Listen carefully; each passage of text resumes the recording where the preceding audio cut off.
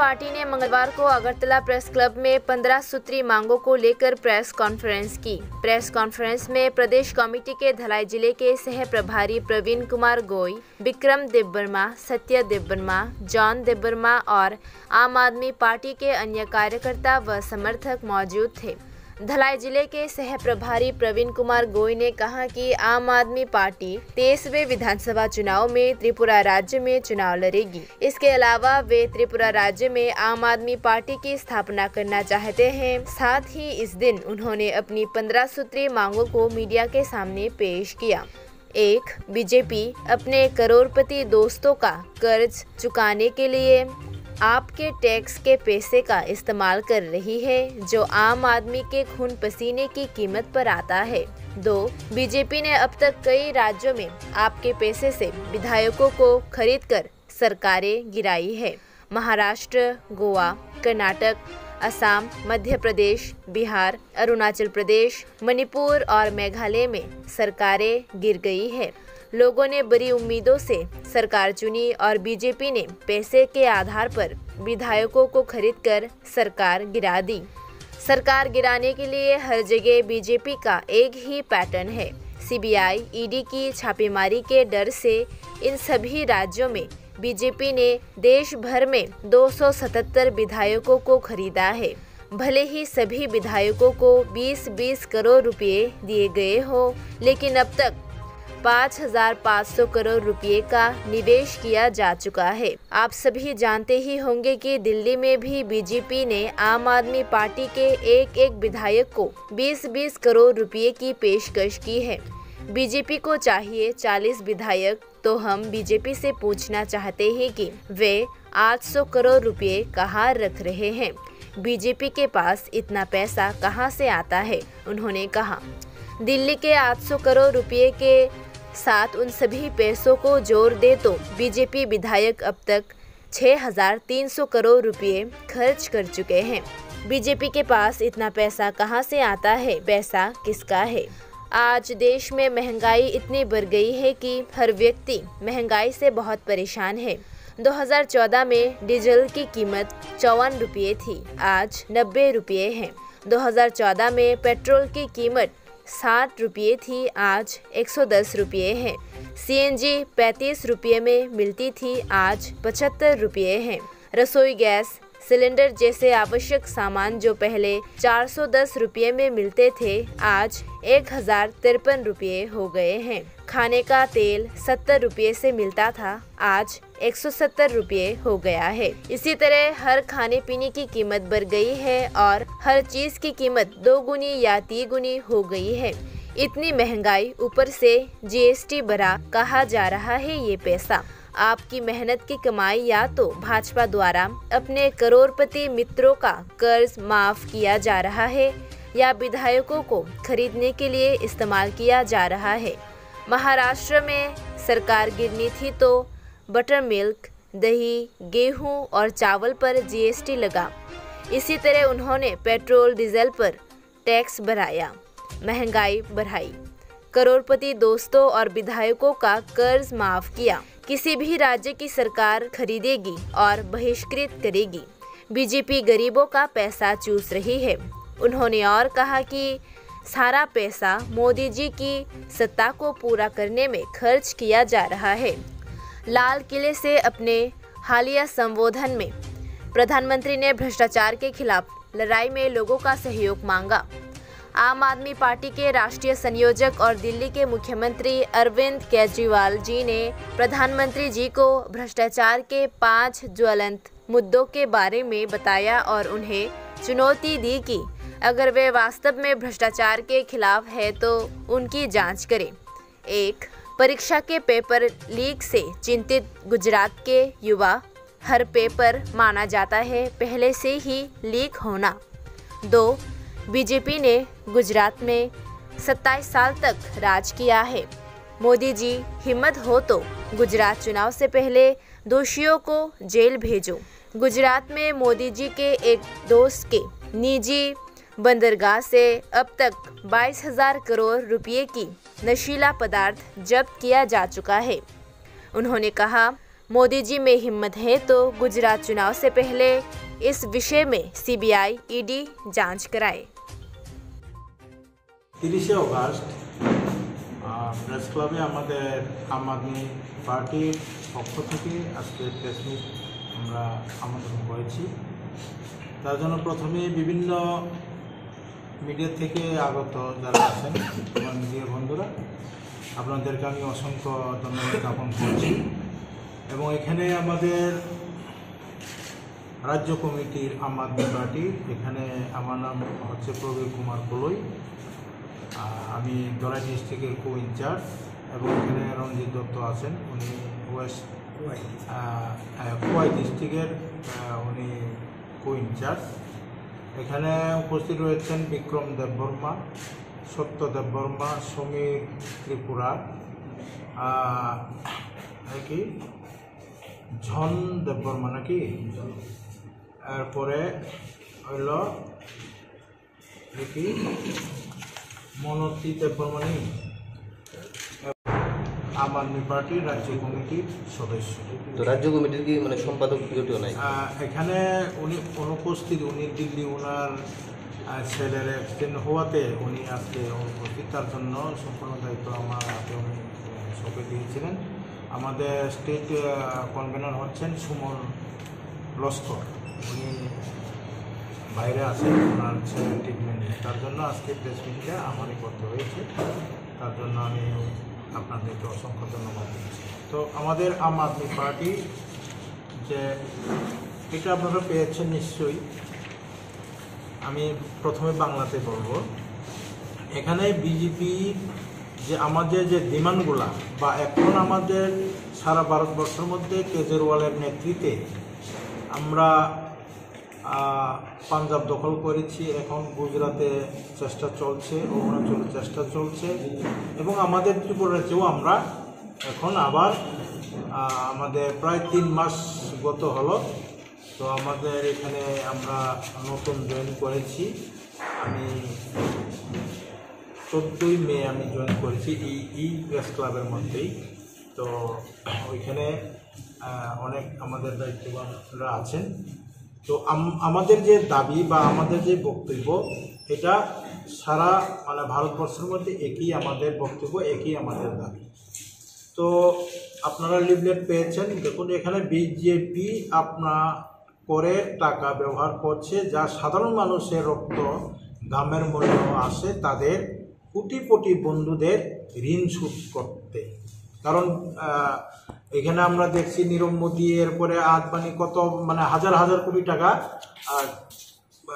কোটি মানুষদেরকে মোদিজি ব্যাংকের ঋণ মুকুব করেছে। এটা আমাদের আম জনতার টাকা। তো 2 নম্বরে হচ্ছে আপনাদের টাকায় বিধায়ক কিনে বিজেপি এখন পর্যন্ত অনেক রাজ্যের সরকার পতন করেছে, যেমন মহারাষ্ট্র, গোয়া, কর্ণাটক, আসাম, মধ্যপ্রদেশ, বিহার, অরুণাচল প্রদেশ, মণিপুর এবং মেঘালয়ের সরকার পতন হয়েছে। জনগণ অনেক প্রত্যাশা নিয়ে একটি সরকার বেছে নেয় এবং বিজেপি অর্থের ভিত্তিতে বিধায়কদের কিনে সরকারকে পতন করে। কারণ আমরা দেখছি যে মোদিজি বা বিজেপি ভারতবর্ষে আমাদের অটল বিহারী বাজপেয়ীর পরে যা আমরা দেখলাম বিভিন্ন রাজ্যে, যেটা আমি আপনাদের সামনে যেটা উল্লেখ করলাম, সেখানে বিধায়কদের কেনা বেচা হচ্ছে। কোটি টাকা লোক দেখিয়ে ওরা অন্যান্য যারা বিজেপির বিরুদ্ধে যে সরকার আছে তাদের এমএলএদেরকে কোটি টাকার বিনিময়ে তাদেরকে বিজেপিতে জয়েন করিয়ে ওরা সরকার পতন ঘটাচ্ছে। তার বিরুদ্ধে আমরা আম আদমি পার্টি করছি। সর্বত্র প্যাটার্ন রয়েছে। এই সমস্ত রাজ্যে বিজেপি, সিবিআই, ইডি অভিযানের ভয় দেখিয়ে সারা দেশের 277 জন বিধায়ককে কিনেছে এবং এমনি যদি 20 কোটি টাকা সমস্ত বিধায়ককে দেওয়া হতো তবে এখন পর্যন্ত 5500 কোটি টাকা বিনিয়োগ করা হচ্ছে। তাহলে তারা এইভাবে যে বিধায়কদের যে তারা কেনা বেচা করছে, এমন 277 জন বিভিন্ন বিজেপির বিরুদ্ধে যে যারা বিধায়করা আছেন তাদেরকে 20 কোটি টাকা দিয়ে কেনা হচ্ছে। এতে দেখা গেছে 500 5,500 কোটি টাকা বিনিয়োগ করা। তো ওই টাকাটি কোথা থেকে আসছে? নাম্বার 4, আপনারা সবাই নিশ্চয়ই জানেন যে দিল্লিতেও বিজেপি আম আদমি পার্টি প্রত্যেক বিধায়ককে 20-20 কোটি টাকার প্রস্তাব দিয়েছে। বিজেপি 40 জন বিধায়ক চায়। তাই আমরা বিজেপিকে জিজ্ঞাসা করতে চাই, তারা 800 কোটি টাকা কোথায় রাখছে? এত টাকা বিজেপি পাচ্ছে কোথা থেকে? কারণ আমাদের আম আদমি পার্টি, কেজরিওয়াল এখন দিল্লিতে, উনি মুখ্যমন্ত্রী আছেন, তো ওখান থেকেও আমাদের আম আদমি পার্টিকে ওরা 20-20 কোটি টাকা দিয়ে ওরা আম আদমি পার্টির বিধায়কদেরকে তারা কিনতে চাইছে। তাইলে এখানে দেখা গেল যে 40 জনে প্রায় 800 কোটি টাকা। সেই টাকাগুলি কোথা থেকে আসছে তার আমরা জবাব চাই। 5, আমরা যদি দিল্লির 800 কোটি টাকা যোগ করি তাহলে এখন পর্যন্ত বিজেপি বিধায়ক কিনতে 6,300 কোটি টাকা খরচ করেছে বিজেপি। এত টাকা কোথা থেকে পায়? এটা কার টাকা? এটা আমাদের প্রশ্ন।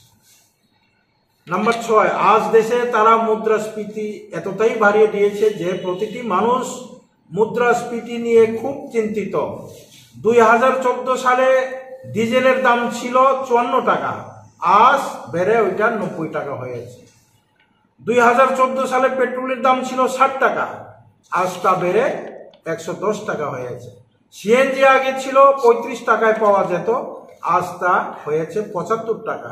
রান্নাঘরের সিলিন্ডারের মতো প্রয়োজনীয় জিনিসপত্র আগে 410 টাকা পাওয়া যেত, আজ তা 1053 টাকায় পরিণত হয়েছে। বুঝ তেল 70 টাকায় পাওয়া যেত, আজ তা হয়েছে 170 টাকায়। একইভাবে প্রতিটি খাদ্য পানীয়ের দাম বেড়েছে এবং সবকিছু দাম দ্বিগুণ বা তিনগুণ হয়েছে। এত মূল্য স্ফীতি উপর থেকে বেড়েছে জিএসটি। কোথায় যাচ্ছে এই টাকা? দেশটা কোথায় নিয়ে যাচ্ছে?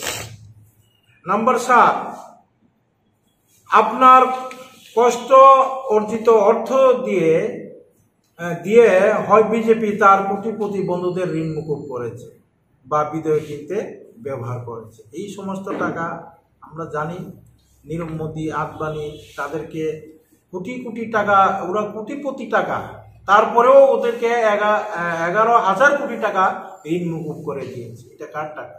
সেটা তো আম আদমির টাকা, সাধারণ মানুষের ট্যাক্সের টাকা, উপার্জনের টাকা।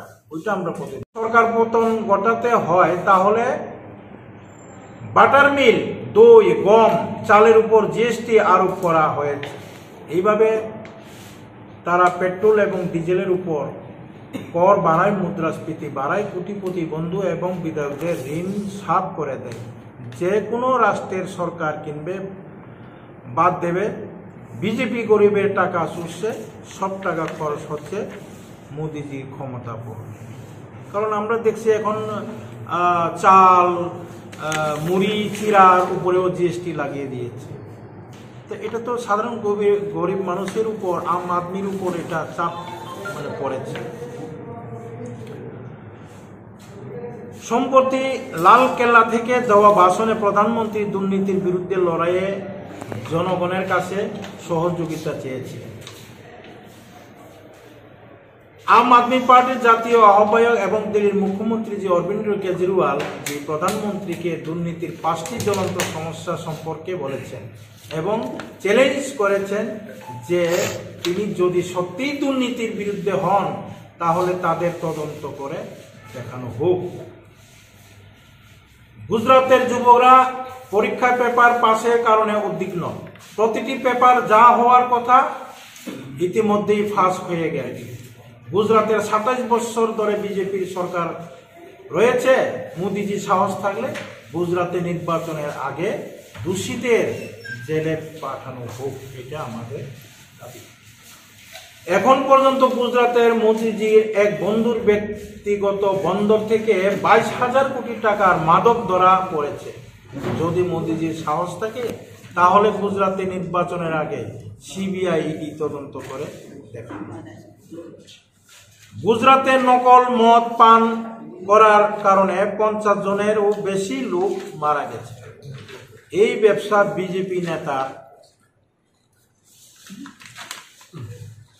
যুগশাস্যে পরিচালিত হয়। মোদিজি আপনার যদি সাহস থাকে গুজরাট নির্বাচনের আগে সিবিআই ইডি তদন্ত করে দেখা, যেমনটা আমাদের দিল্লির স্বাস্থ্যমন্ত্রীকে ওরা বিভিন্নভাবে হ্যান্ডস্টা করছে, কিছুই তো পায়নি, তবু একটা স্কুপ পাই কিনা ওরা চাইছে, এবং গুজরাটের মুখ্যমন্ত্রী দেবে এবং কোটি কোটি টাকা দেবে, এইভাবে প্রলোভনও দেখিয়েছে। কারণ একটাই কারণ, দিল্লিতে আমাদের আম জনতা পার্টির শিক্ষামন্ত্রী উনি বেসরকারি স্কুলকে সরকারি স্কুল করেছে, যাতে এখানে আমাদের গরিব ছেলে মেয়েদের, আমাদের গরিব কন্যাদের যারা পড়াশোনার সুযোগ সুবিধা পায়। কারণ আমরা প্রাইভেট সেক্টর যদি হয়, প্রাইভেট স্কুলে যদি হয়, তাহলে আমরা টাকা পয়সা সেখানে দিতে হয়। তো আমরা ত্রিপুরা রাজ্যে দেখলাম কি, ত্রিপুরা রাজ্যে যতটি স্কুল সরকারি স্কুল আছে এখন ওইটাকে বেসরকারি স্কুল করা হয়েছে, রাত আর দিন তফাৎ। তো কিভাবে সম্ভব করা হয়েছে এটা? কারণ এক নম্বর হচ্ছে আমাদের দুর্নীতি মুক্ত। আপনারা জানেন এই গত 3-4 মাস হয়েছে মাত্র, পাঞ্জাবে যখন আম আদমি পার্টি 92টি সিট নিয়ে আসছিল, আমাদের স্বাস্থ্যমন্ত্রী শুধু 2% উনি ঘুষ চেয়েছিলেন, কিন্তু উনাকে আম আদমি পার্টি কেজরিওয়ালজি উনাকে স্টেপ ডাউন করেছে, মন্ত্রিত্ব থেকে নামিয়ে দিয়েছে এবং উনাকে জেলে পাঠিয়েছে। কারণ উনাকে যে বেতন দেওয়া হচ্ছে, উনাকে আগে পিছিয়ে কনভয়, গাড়ি বাড়ি বাংলা, কার টাকা? এটা আম জনতার টাকা। তার জন্য আম আদমি পার্টির মধ্যে সে যত বড় মন্ত্রী হোক দুর্নীতির সুযোগ পাবে না, তার জন্যই তাকে স্টেপ ডাউন করা হয়েছে। এটা সবার গর্ব। এই ভারতবর্ষের মধ্যে একটা নজিরবিহীন, আজকে 75 বছর আমাদের স্বাধীনতা হয়েছে, কিন্তু সেই দুর্নীতিকে আমরা বন্ধ করতে পারি নাই। তার জন্য আমাদের গ্রাম পাহাড়ের মানুষের সমস্ত বঞ্চিত হয়ে আছে, গরিবই রয়ে গেছে। আমাদের 75তম যে স্বাধীনতা, তার কোনো ভ্যালু আছে কি? এক্সপ্রেস সে উদ্বোধন করতে গিয়েছিলেন, ওই উদ্বোধনে 5ম দিনে সিবিআই তদন্ত হয়নি, উল্টো আরো কন্ট্রাক্ট তাকে দেওয়া হয়েছে। মোদিজি, আপনি যদি সিবিআই পেয়ে আপনার শক্তি দেখান, গুজরাট নির্বাচনের আগে ইডি তদন্ত করুন। কারণ এখানে যে বন্ডেলখন্ডে এক্সপ্রেস উদ্বোধন করতে গিয়ে ওইখানে একটা ঘোটালা হয়েছিল, সেই ঘোটালাকে সে সিবিআই ইডি না দিয়ে ওই যে কন্ট্রাক্ট পেয়েছিল তাকেই অন্য কাজও দেওয়া হয়েছে। তার কারণে এটা আমরা যদি মোদিজি তো বলছে ওনার 56 ইঞ্চি সিনা, যদি ক্ষমতা থাকে গুজরাটে নির্বাচনের আগে এটাকে তদন্ত করে প্রমাণ করে দেখার, তখনই আমরা বলবো হ্যাঁ। বড় শিল্পপতিদের 10.72 লক্ষ কোটি টাকা মুকুব করা হয়েছে। এরা সেই কোটিপতি বন্ধু যাদের কাছ থেকে বিজেপি চেকে অনুদান পেয়েছে, এর চেয়ে বড় দুর্নীতি হবে কেন?